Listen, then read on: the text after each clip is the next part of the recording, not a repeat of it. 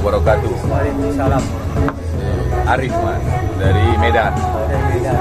Kawan-kawan sama dari Medan. Kebetulan kita ada kegiatan lah, pelatihan.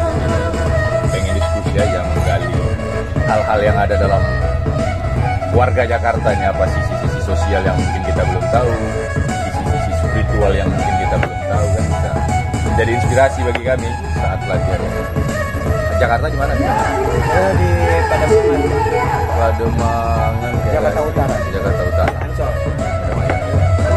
Pademangan Timur, ya kan? Pademangan Barat. Pademangan Barat.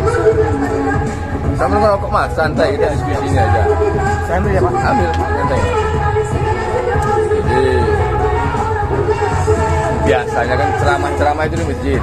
Cuman untuk kita yang punya aktivitas ya berburu rezeki ini lah.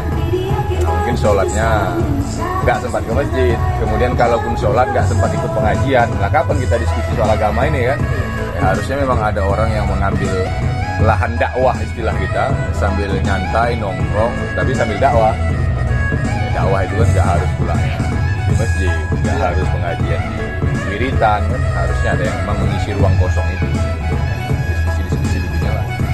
Ya. Tapi sholat masih ini kan? Alhamdulillah. Ini pasukan sehari 5 kali, pasukan seminggu sekali, setahun 2 kali, banyak ini.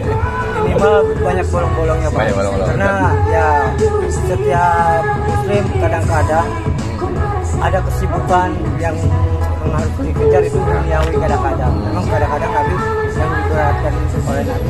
Jangan sampai kamu mengejar dunia. Ya. Kejarlah dua-duanya, ibaratnya dunia dan akhirat. Itu yang belum kita pegang, mungkin akhiratnya. Duniawi masih kita cari. Cuman ya namanya manusia. Kadang-kadang ada khilaf, lupa.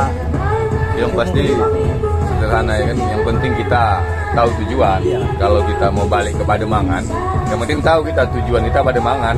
Jadi ngapain lama-lama di Grab, lama-lama di busway, lama-lama di monorail kan. Orang tujuannya kita ke Pademangan kalau udah ini, yang penting siapkanlah tasnya, siapkan barang-barangnya, siapkan ongkosnya. Hidup ini kan begitu juga. Tujuan kita itu akhirat kan. Tujuan kita akhirat. Sebisanya aja di kendaraan sementara ini, sisanya fokus tujuan akhirat.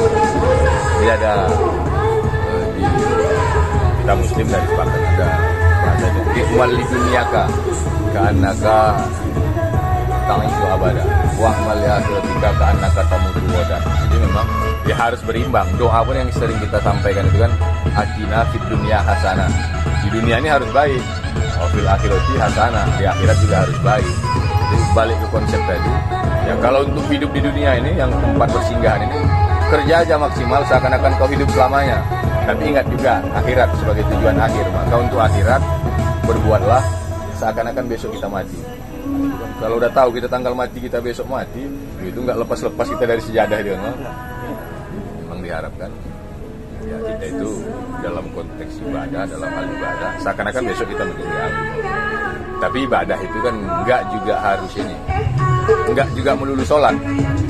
Kadang-kadang kan orang banyak yang sholat ibadah, tapi untuk kehidupan sosial dia nggak peduli. Nah, ini yang sebetulnya harus dijaga keseimbangannya.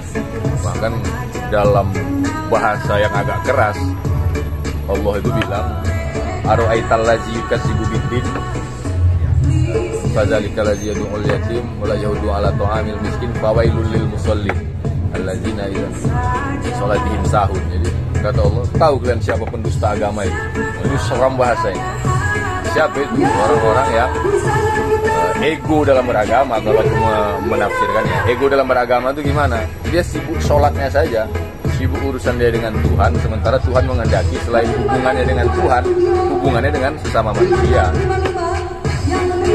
Jadi soal hubungan itulah fairnya Tuhan tadi.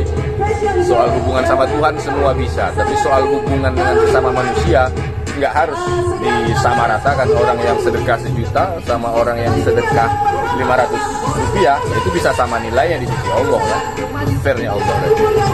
Kalau kita hanya sibuk ibadah sama Allah kemudian tak peduli sama kehidupan sosial ini, itulah yang dikatakan di yukadzibu bikin ini, pendusta orang ini. Soalim sujud bolak-balik, naik haji puluhan kali hampir tiap tahun, tapi sedekah tak mau. Di sebelah rumahnya ada orang nggak makan. Jadi memang kita diminta ada perimbangan. 41 kali kalau nggak salah dalam Al-Quran itu mengatakan aqimus sholah wa atuz zakah. Dan itu nggak dipisah perintah sholat itu. Tunaikan sholat sebagai ibadah antara manusia dengan Allah. Kemudian tunaikan zakat ke Allah ke manusia, ke Allah ke manusia. Tunaikan sholat, bayar zakat. Zakat ini kan soal hubungan kita sama manusia. Nggak harus pulanya harus sekian juta. Dalam porsi masing-masing, bahkan senyum aja pun udah nilai ibadah. Sedekah itu fairnya agama kita ini. Ketika kita nggak mampu sedekah membangun masjid, bahkan senyum aja pun nilai sedekah. Artinya apa? Menyenangkan hati orang lain.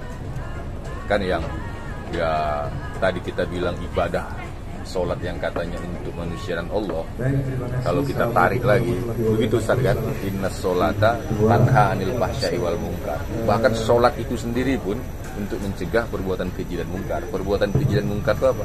Soal bagaimana kita berhubungan baik dalam kehidupan. Jadi sholat yang kita anggap hubungan kita dengan Allah, sebenarnya Allah sedang melatih kita agar kita hidup baik dalam kehidupan ini, kehidupan sosial. Maka diambillah sebuah kesimpulan dari hadis bahwa manusia yang paling baik itu bukan yang paling banyak sedekah, bukan yang paling banyak sujud, tapi khairun nas anfa'uhum linnas. Sebaik-baik manusia yang paling bermanfaat sama manusia lain. Bisa jadi siapa orang terkaya di Indonesia ini, tapi dia nggak memberikan manfaat apapun, mengasih makan keluarga, menumpuk harta sebanyak-banyaknya. Sementara kita dalam porsi kita yang sederhana mungkin hidup kita ini, ya ada orang jatuh kita bantu, ada yang berat barang bawaannya kita tolong. Ini kan nilai ibadah dan kemanfaatan kita itu lebih banyak dan dirasakan banyak orang. Ya mungkin kita yang termasuk sebaik-baik manusia tadi. Tentunya yang ingin kupertegas ini bahwa kita semua punya potensi untuk menjadi yang terbaik dalam porsi kita masing-masing selama kita jalani hidup sosial ini untuk menabur kebaikan, kebermanfaatan sebanyak mungkin. Nah, itulah diskusi kita ini. Baca Bang, terima kasih waktu Abang, sisanya kita diskusi ngopi-ngopi. Assalamualaikum warahmatullahi wabarakatuh.